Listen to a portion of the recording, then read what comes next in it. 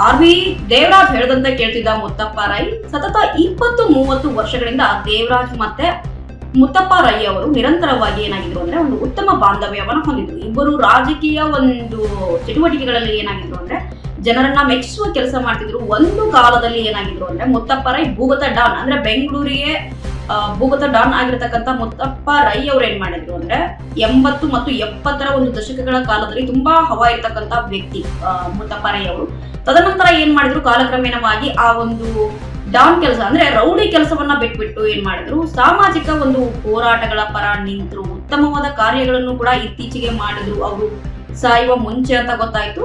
ತದನಂತರದಲ್ಲಿ ಏನಾಯ್ತು ಅಂತ ನೋಡ್ತಾ ಹೋದ್ರೆ ಕನ್ನಡ ಪರ ಸಂಘಟನೆಗಳನ್ನ ಕಟ್ಟಿದ್ರು. ಒಟ್ಟಿನಲ್ಲಿ ಇವರು ಸಂಘಟನೆಗಳನ್ನ ಕಟ್ಟುವಲ್ಲಿ ಯಶಸ್ವಿ ಆಗ್ತಿದ್ರು ಮುತ್ತಪ್ಪ ರೈ ಅವರು. ರಾಜಕೀಯ ವ್ಯಕ್ತಿಗಳ ಜೊತೆಗೂ ಕೂಡ ಉತ್ತಮವಾದ ಒಂದು ಬಾಂಧವ್ಯವನ್ನ ಹೊಂದಿದ್ರು. ಅದರಲ್ಲಿ ದೇವರಾಜ್ ಅವರು ಕೂಡ ಒಬ್ರು ಅಂತ ಹೇಳಬಹುದು. ಮುತ್ತಪ್ಪ ರೈ ಅವರು ಜಯ ಕರ್ನಾಟಕ ಸಂಘಟನೆಯ ಒಂದು ಮುಖ್ಯಸ್ಥ ಆಗಿದ್ರು. ಅದಾದ ನಂತರ ಏನ್ ಮಾಡಿದ್ರು ಅಂತಂದ್ರೆ ಕಳೆದ ಕೆಲವೊಂದಿಷ್ಟು ಕನ್ನಡ ಪರ ಹೋರಾಟಗಳು ಅಂದ್ರೆ ಅಂದಿನ ಕಾಲದಲ್ಲಿ 70 ಮತ್ತು 80ರ ದಶಕದಲ್ಲಿ ಏನಾಗಿತ್ತು ಅಂತಂದ್ರೆ ಕನ್ನಡ ಪರ ಹೋರಾಟಗಳು ಅನ್ನುವ ನಿಟ್ಟಿನಲ್ಲಿ ಏನಾಗ್ತಿತ್ತು ಅಂತಂದ್ರೆ ಕನ್ನಡಿಗರನ್ನ ಒಟ್ಟು ಮಾಡುವ ಒಂದು ವೇದಿಕೆ ಇರ್ತಿತ್ತು. ಜೊತೆಗೆ ಕನ್ನಡಿಗರಲ್ಲಿ ಮತ್ತೊಂದು ಭೇದ ಭಾವ ಬರದೇ ಇರ್ತಕ್ಕಂಥದ್ದು ಒಂದು ಕನ್ನಡ ಪರ ರಕ್ಷಣಾ ವೇದಿಕೆಯ ಮುಖಾಂತರ ಏನ್ ಮಾಡ್ತಿದ್ರು ಅಂತಂದ್ರೆ ಎಲ್ಲರನ್ನ ಒಗ್ಗೂಡಿಸುವುದು ಮತ್ತೆ ರಕ್ಷಣೆಯನ್ನ ಮಾಡುವುದು, ಒಟ್ಟಿನಲ್ಲಿ ನ್ಯಾಯವನ್ನ ಕೊಡಿಸುವುದು, ಇನ್ನೆಲ್ಲ ಕೆಲಸ ಮುತ್ತಪ್ಪ ರೈ ಅವರು ಮಾಡಿದ್ರು.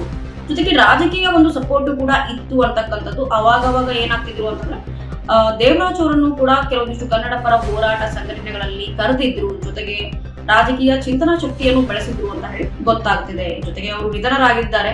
47 ವರ್ಷ ಅವರಿಗೆ ವಯಸ್ಸಾಗಿತ್ತು. ಡಿಸೆಂಬರ್ 3ರಂದು ಏನಾಗಿತ್ತು ಅಂದ್ರೆ ಅವರ ಬರ್ತ್ಡೇ ಇತ್ತು. ಆ ಒಂದು ಸಂಭ್ರಮಾಚರಣೆಯನ್ನ ಆಚರಿಸಿಕೊಳ್ಳೋದಕ್ಕೆ ಅಂದ್ರೆ ಚಾಮುಂಡಿ ತಾಯಿಯ ದರ್ಶನವನ್ನ ಪಡೆಯಲಿಕ್ಕೆ ಹೋಗಿದ್ರು ಮೈಸೂರಲ್ಲಿ.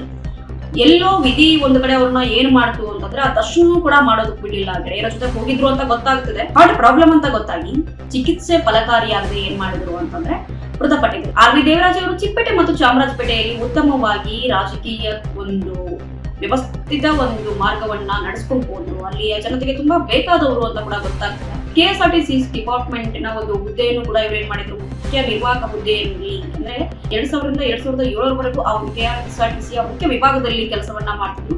ಜನಪರ ಚಿಂತನೆಗಳನ್ನ ಕೂಡ ಏನ್ ಮಾಡಿದ್ರು, ದೇವರಾಜ್ ಅವರು ಮಾಡಿದ್ರು. ಇವರು ಸಾಕಷ್ಟು ಒಂದು ಸಾಮಾಜಿಕ ಕಾರ್ಯಗಳಲ್ಲಿ ತೊಡಗಿದ್ರು. ಅವಾಗವಾಗ ಏನಾಗ್ತಿತ್ತು ಅಂತಂದ್ರೆ ಈ ಒಂದು ಕನ್ನಡ ಪರ ಸಂಘಟನೆಯ ಹೋರಾಟಗಾರರಲ್ಲಿ ಮುಖ್ಯವಾಗಿ ಇವರು ತಮ್ಮನ್ನು ತಾವು ಗುರುತಿಸಿಕೊಂಡಿದ್ರು ಅಂತ ಕೂಡ ತಿಳಿದು ಬಂದಿದೆ. ನಮ್ಮ ವಿಜಯವಾಹಿನಿ ನ್ಯೂಸ್ ಚಾನೆಲ್ನಲ್ಲಿ ಪ್ರಮೋಷನ್, ಜಾಹೀರಾತು, ಅಡ್ವರ್ಟೈಸ್ಮೆಂಟ್ ನೀಡಲು ಸಂಪರ್ಕಿಸಿ 9535808456.